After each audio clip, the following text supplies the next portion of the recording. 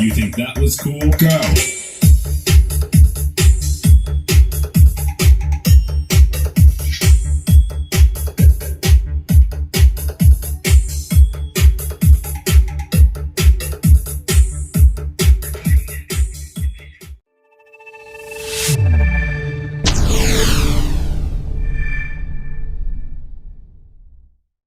Hello mga Lods at welcome back sa ating munting channel at good morning, magandang araw or magandang buhay, buenas dias, maing buntag at ito meron akong share sa inyo, eBay 602 ayan at ito ay galing na ibang technician gaya ng pagkasabi natin sa unang video ay gumastos na si customer dito ng 2,000 plus or mahigit 2,000 sa Tagalog yun So ayan nga ay galing naman sana ng ibang tech or nagbubulag-bulagan lang or gusto lang talaga pabalik-balik si customer sa kanila para sa labor. So ayan. At nagpalit sila ng capacitor ata. Hindi pala. So original capacitor pa. Hindi nagpalit At ayan, i-repair nga nila dyan sa kanyang driver board, pinaka main driver ay ayan 100 ohms na malaking resistor at hindi pa nilahat ang pagpalit mga lods, so may kulang pang resistor andun ata yan sa likod at ayan, tignan nyo, so kalawang na yan, corroded na yung mga resistor lalong lalo na dito at ayan na burn out nga siya pati yung driver so nag overload ata si customer dito, hindi aware si customer na kanyang amplifier ay 4 lang yung nagpa-function or 2 transistor lang kada channel. So itong mga to ay plastic lang ito yung fake transistor. So ito lang yung nagpa-function, so pinalit, hindi ko alam kung ito na yung original transistor niya o nagpalit na yung unang tech So di ko na itanong kay customer kung ilang watts yung speaker niya. Basta dinala niya sa atin dito, ipapa-recondition niya. So yun naman yung suggestion ko sa kanya kasi naghanap siya, nakita niya tayo sa Facebook. At may nag-suggest din na hanapin tayo dito sa ating area. So ito na nga, nandito na sa atin. Hindi na siya bumalik doon kung saan siya nagpapa-repair. Kasi nga ay laki na ng gastos niya, ganun pa rin, isang araw lang nagamitan ay wala na agad. So ito, ang gagawin ko dito, ang usapan namin ay kukumplituhin ko yung kanyang output transistor at ay re-recondition yung kanyang board. So wala na tayong gagalawin sa kanyang potentiometer kasi nga ay bago na yung kanyang potentiometer. So ayan. So at saka si customer pa yung namimili sa mga parts So kaya ayun na doble yung gastos ni customer nga kasi nga medyo malayo at siya pa yung gagastos ng gasolina So ayun, at ayun nga 2,000 plus. Dalawang beses siya pabalik-balik. Yung una 800 daw siningil, nung pangalawa 1,000 plus ata. Parang ganoon ata yung pagkasabi niya. So ito yung share ko sa inyo at bago natin ito simulan mga lods bago natin ito pakintabin at gawing bago ulit ay baka hindi ka pa nakasubscribe dyan, pasubscribe na po at pakihit na notification bell at ilagay sa all para laging updated. So ito lalaban ko to para naman ay malinis yung pagka-i-recondition na natin, makikita natin yung mga need palitan or lahatin na natin ang pagpalit. So ayun, continue lang tayo. So tanggal na natin lahat So ayan yung mukha ng amplifier ni sir, grabe yung yun nakikita nyo. Grabe naman yung tech mga lods So hindi talaga natin mablimin sa yung customer natin ay mawawala ng tiwala sa mga technician. So damay-damay kasi minsan So ito, ganyan yung trabaho, kumbaga di ko alam anong pwede sabihin natin sa ibang tech. Ang laki na ng ginastos ng customer. Nagbabayad naman si customer, daming ang pera kanina dala. Akala niya siguro sisingilin ko siya ng mga lods na 3.5. So siningil ko lang siya ng ng 2.5. Nagkasundo naman kami. So okay na, akala niya nga 3.5. So yun. Kasi itong mga integrated kasi dito sa area namin mga lods, medyo may price kasi ito siya. Medyo mahal-mahal pa siya konti. Kumpara doon sa Manila na halos ito 2,000 plus lang naman ito sa Shopee. So ito, kaya pinayos niya to kasi nga may parang regalo ata to sa kanya, may sentimental value ito sa kanya. So kaya yan, ipapa-recondition niya, gagastusan niya talaga. So kaysa bibili pa daw siya ng bago, ganoon pa rin naman. So hindi niya rin alam yung doon, yung quality. So yun, decision siya na pa-recondition. Gawin natin original yung output transistor niya. And then kung ano pa pwede gawin natin dito. So basta recondition natin to. So bago naman itong mga driver trans na pinalit Ayun. So, yun nga lang, yung mga resistor hindi pinalitan. Sa ating OCP, ayan sa OCP natin, sa overcurrent protection natin. Kaya, ito yung mag-trigger na mag-clip yung ating relay, no? Kapag may DC out or ano. Yan po yung nagbibigay signal. Kasi itong 4.7K connected yan dito sa output. So, pag may DC out dyan, so ang ipapalabas niya dito, imbis na AC, DC. So, ibibigay niya signal dito. Itong mga to, itong Zener diode na to, magbibigay voltahe yan dyan na DC, so hindi magkiklik yung ano natin, kasi kung lalampas sa ano, kasi ito yung ano niya, 6.8 volt na Zener diode, hanggang dyan lang yung limit niya. Kapag lalagpas, magkiklip na po yan siya, magti-trip off na itong relay natin. So ganun lang talaga malos. So katagalan, kalaunan yung mga bagong mga newbie tech natin dyan, at makukuha nyo rin to, kumbaga may giging expert din kayo, no? So malalaman nyo din yung mga function ng mga yan. So dito overload yung ano niya, overload ang kahimtang. So ayan, grabe so grabe din yung ano mga lods, tingnan nyo, grabe yung gawa mga lods, pangit talaga, tuklap yung mga board, and then sunog pa dito na. So kasi dito niya na nakinabitan ano sa likod, nag overdrive sa OCP yung nagka ano problema. Ouch, kaya pala jumper in the house. So nag-jumper, ayan yung problema, kinaskas-kaskas lang yung resistor, and then nadinikit ulit. Di naman pwede doon kasi nga putol na yung paa, hindi na pwede doon sa taas, kaya dito lang dinikit sa likod. So ayan yung resulta kapag di nag-i-invest yung isang tech sa parts, ano. So dapat talaga yung mga kayo mga newbie tech dyan na nagsisimula pa lang mag-repair, pwera doon sa mga expert, ay mas mainam na mag-invest kayo sa parts, ano. So ito yung parts nyo, papakita ko. Ang dami na ng parts ko mga lods, ayan yan yung parts ko. Ito 1/2 watts to lahat, pati 1 watts. Ito yung mga resistor, ayan yung mga resistor ko, ang dami nito, ayan lahat ng value meron yan, pang amplifier. Then ito resistor din dito sa loob, special na ano to, special value to. So siniparate ko para hindi ako mahirapan, yung lalo mo yung DB audio, ano. So ayan, resistor din to lahat. So 100k yung ano nito, yung mga bihira lang na ano, siniparate ko para konti lang yung kalkalin ko, no. And then ito yung mga capacitor natin. Ito Mylar na ano, CBB, Mylar capacitor, CBB capacitor, ano. So ito 1,000 pieces to, so may kamahalan konti, CBB. So yan mga, ito yung ating ano, may bago pa ako dito, hindi ko pa na open ata, na mga ano, driver transistor. So ito din yung driver transistor ko, ayan, ang dami, 1,000 pieces to, no. Ito ay ano, 9015. Ito yung kasi yung ano, hirap hanapin sa mga electronics ano store, no. Minsan walang stock, kaya ako na yung gumawa ng paraan. Ito yung ano, 5401, malapit na maubos. So meron may bago ako dito, bagong order na dumating. Ito hindi ko pa na open, 5401, 1,000 pieces. Ayan. Then ito ay 5501 ata to, 55 9014, 1015. So ito yung sa mga ano, minsan gamit din to sa mga ano, sa mga N-type na ano, na mga amplifier. So yung mga quashi, no, so yan yung ginagamit. Ito pala yung ano, 9014, dami din ako stock. Ito pala yung 9015. So lahat ng capacitor na pang amplifier nandito din, ayan. Ito pala yung ano, 5551.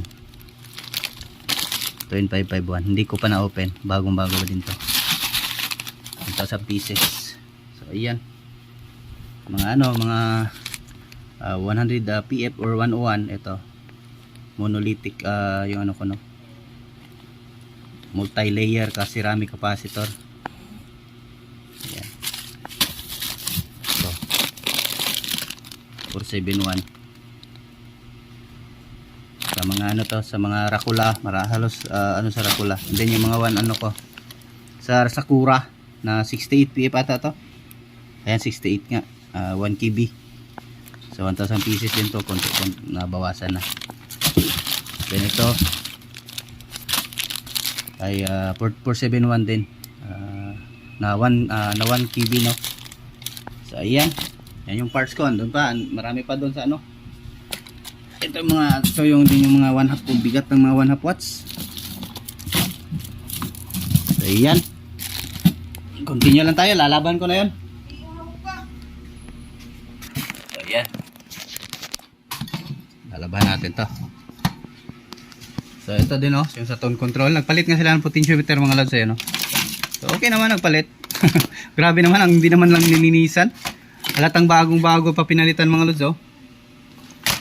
Grabe. Kita na nga ang dumi. Iyan, oh, dugyot talaga ng ibang tech talaga. Kaya yung mga basher ko diyan sa aking vlog, ano. So subukan niyo muna yung ginagawa ko bago kayo mag-vlog, ano. Mag-bash sa akin. So walang idea pala nakukuha, ah. Walang idea daw nakukuha, walang walang natutunan. Paano na lang yung kalinisan? Yan pa lang diyan, malaking ano na yan, malaking points na yan sa customer. Oh. Magantay ka pa ba na sabihan ka na ano? Inayos mo na, di mo man lang nilinisan. Pangit din yung ganun mga lods, ano. Yan, oh. Ano, patutunog ng maayos yan. Corroded na, putol na nga yung ibang pa, eh. So yan yung mga newbie tech dyan, ganito yung gagawin nyo. So huwag kayo maniwala dyan sa walang mapulot dito sa channel ko. Marami kayong idea makukuha dito. Hindi ko man tinuro yung repair kasi nga minsan talaga ang hirap po kasi ituro yung repair kapag ka online. Ang hirap po talaga, alam ng mga master tech dyan. Kasi hindi po pare-pareho yung sira. At least may idea kayo. Yung iba nagagalit sa YouTuber na, yung ibang tech nagagalit naman sa mga vlogger. Hindi naman ganun, eh. Iba-iba naman yung sira, eh. Tsaka yung ibang customer naman, kahit nanonood na yun sila na sa vlog natin, wala naman yan sila experience kung paano gawin. Wala naman yan sila mga gamit, eh. Diba? Yung mga mahilig lang sa hobby, yun lang yung makaka-repair. So, din, pag hindi sanay, wag nang galawin para hindi lalaki yung sira. Kaya hindi ka sigurado sa ginagawa mo, wag mo nang gawin. Pag na at least may idea ka na. So, diba? So, pwede mo lang i-screenshot yung video natin. Gusto ko ganito kalinis yung gawa. Ganyan ba, diba? So, ayan. Kunti lang tayo, laban ko na. So mga lads, update tayo. So ito, natuyo na. So good evening pala, evening tayo ngayon. Ito, natuyo na siya. At nalinisan natin kahit paano. So lalagyan na lang natin to ng oil. Ito, yung 4-in-1 oil. Para hindi na to siya, as in kalawangin talaga yun dito. And then yung blower niya, malinis na din.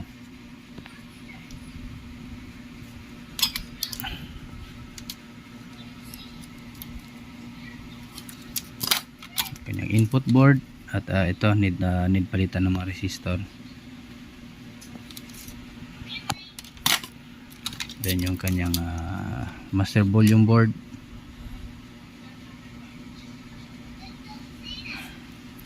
Bago pa yung kanyang potentiometer. Tone control.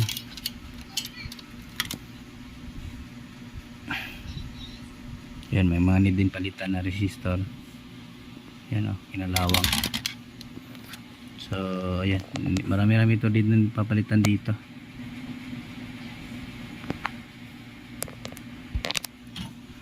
So bago din yung potentiometer. Then yung kanyang main board. So ito yun, tatanggalin natin to lahat ulit, para maano natin ng maayos. Palitan natin ng maayos na resistor. So ayan, oh.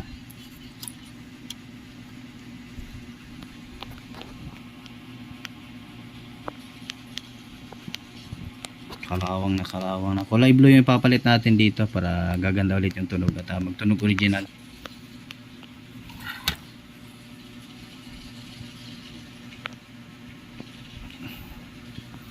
So ito, at hindi na natin patatagalin, simulan na natin to. Ito muna yung unahan natin, yung main amp. So ito na mga idol, mga lods, at ito ay natapos na natin bunutan at na-treat na din natin. So ito na yung natin. So mukhang bago na ulit. So ganyan lang tayo magtrabaho. At magpapahalaga ng inyong mga amplifier.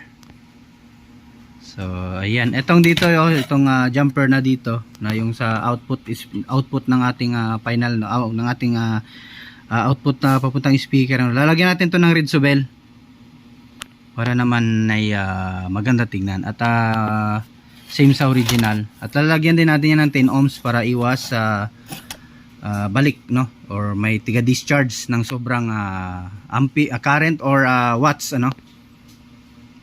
Kasi yan yung paglalagyan natin ng 10 ohms, yung taga discharge. At ito namang 10 ohms na to ay ang function yan para sa yan, kapag ka nag-over ka na naman, overload ka na ng speaker, yan lang yung masusunog, pero depende pa rin sa sunog kasi minsan damay itong relay. So ayan, yung relay masusunog lang naman kapag ka nag DC out. So ayan, tanggal talaga natin lahat, palit talaga, recondition talaga.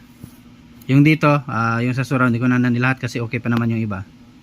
Yung sa kanyang input ay ganon din. So ito yung sa kanyang input, ubos din at tinanggal natin lahat, palitan natin ang bago kasi nga ay kinalawang na, no.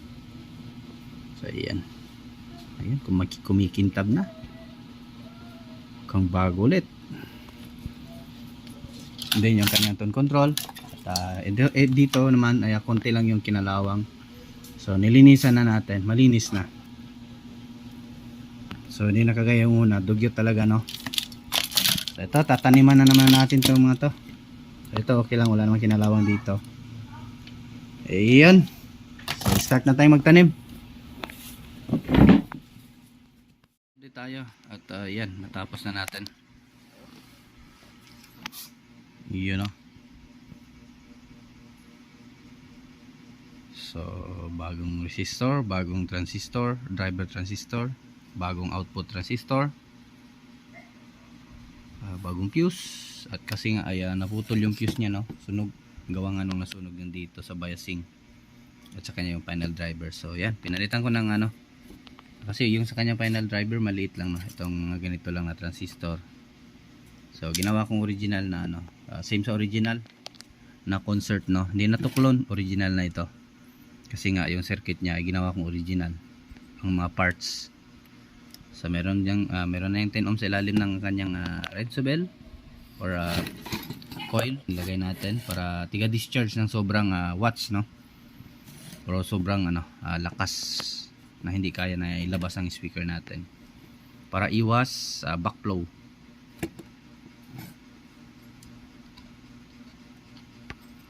So yan,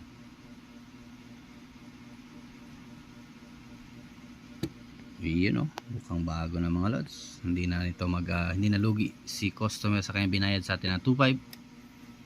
So yung capacitor niya pinalitan ko kasi nga ay lang yun, 6,800, so pinalitan ko ng 10,000 UF. So ito, at yung kanyang input, so hindi blue yung tinanim ko dito sa kanyang input board, so yung ibang resistor natin dito lang yung pinanim natin na kasi nga ito yung importante dito kasi mas accurate kasi yung 5 band kumpara doon sa ganito. So kaya mas better na yun, kumbaga yung driver natin naka-fix yung nya value, no. So ayan, ceramic type yung fuse natin na pinalit, hindi glass fuse. So kaya i-sustain ang init niyan kung iinit man ng no. So ayan yung natin, yung ating biasing transistor ay dinikit natin side sink at nilagyan natin ng thermal paste. Ayan, sa likod naman ayun, naidugtong ko na lahat yung ating kulang na line. Ayan, naidugtong ko na. Ayan, may mga may mga copper yan, may mga copper tong ibang ito. Lagyan natin ito, yung mga putol, lagyan natin ng mga copper. Ayan. Yan, sa mga nagtatanong kung ano yung ginamit natin, ulit-ulit tayo. So yung ginamit po natin na ay yung nito pang shield natin para medyo tatagal naman kalawangin ay yung lacquer, na clear paint. Kasi nga kung basahin mo lang yun siya ng thinner, so lalamot lang siya ulit, So hindi naman siya mahirap ayan, kung lalaban mo yun ulit wala namang problema kasi nga madudulas lang yung tubig ano. So yung mga parts niya hindi ko na binalik, yung mga okay pa naman tong mga driver niya kasi bago pang tinanim. Ito okay pa naman, hindi ko na pinalit. Sadyang pinalitan ko talaga lahat. Ito yung dito sa kanyang relay section, bago na yan lahat. So ito sasalpak na natin to. Ayan, done na yan. For testing na naman to. So yung casing niya hindi na ako nag-repaint kasi wala pa namang kalawang yung niya, pinaka case. Buong buo pa naman. So ito pinag-short ko na yung ground para wala nang balikan. Kasi nga ito naman yung magkukos. Kung hindi naman masira itong main amp, dito na naman mawawala yung audio output gawa nga nung dito sa ating ground, no? Wire na dumaan dito sa ating speaker selector. Pag nasunog kasi yan dyan, so walang ground na output, kaya yung iba kahit nagkiklik yung relay natin walang output. So yung ground po yung i-check nyo, wala po yung ground. So yung blower nya. So ayan, assemble na natin na makapag-audio test na tayo at kasi last day bukas kukunin na to ng ating customer.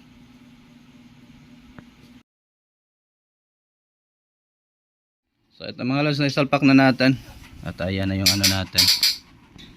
Ayan at nagmukhang bago na ulit ano. So maingay si Maki. So testing na natin. Tingnan natin.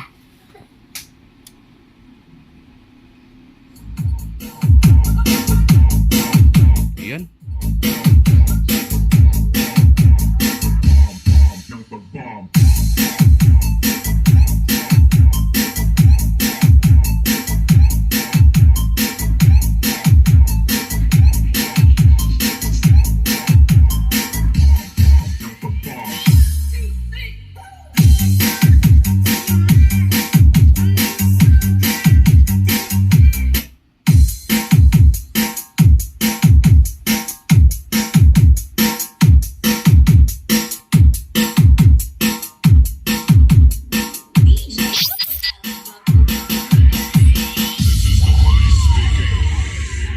This club is closed forever.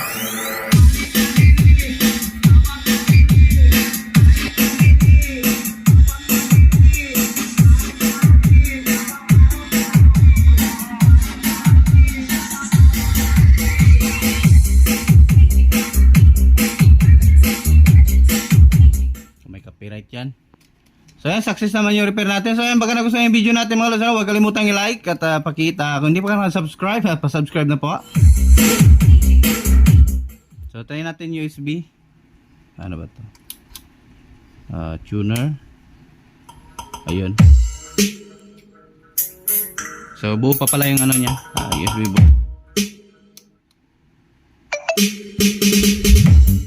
Lakas.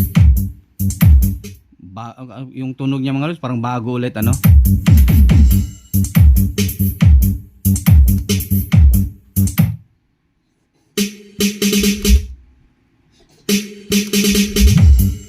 Ano ba next nito?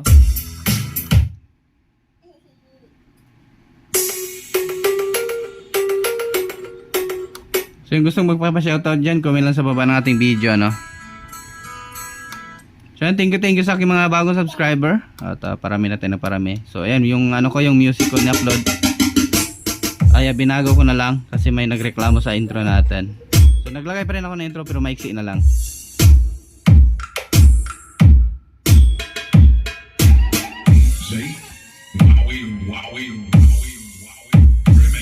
Ganda ng bass mga lods.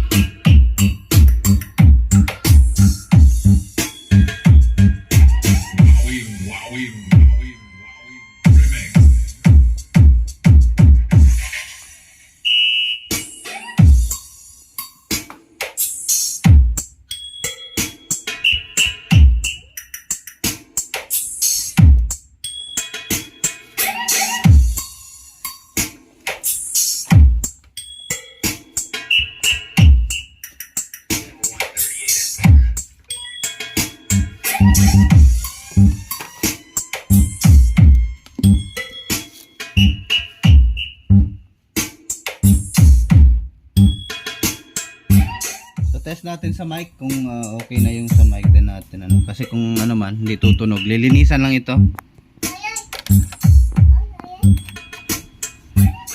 So, testing natin. Volume. Echo. Hey, Ayun, meron. hey, hey, sound check. Hey, mic check, 1 to low. Hey,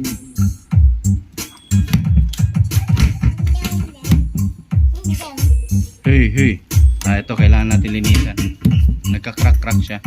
Hey, naglo-lost contact. hey, sound check. Hey, mic check, 1 to low. Sound check. Dito naman mahina. Hey, sound check. So, linisan lang natin yan.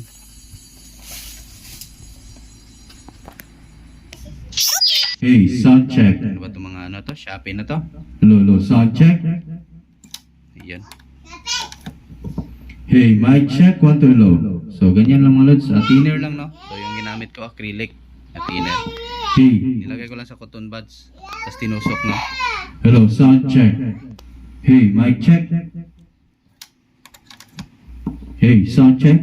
So, ayan, okay na. Hello, hello. Hey, sound check. So, ayan. Goods na din yung mic.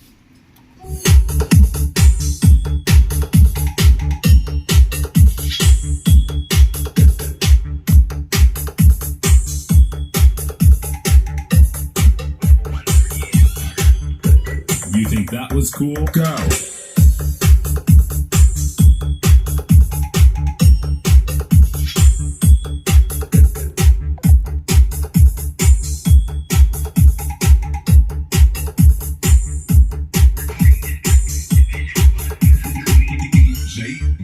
So, hindi na natin masyado pabayan yung video natin kasi sakis naman yung repair natin. So, ayan. Yan, goods na goods. So, maraming thank you mga lods. Ano? So, ayan, thanks for watching at magandang buhay. Diyos mabalos. Bye-bye mga lods.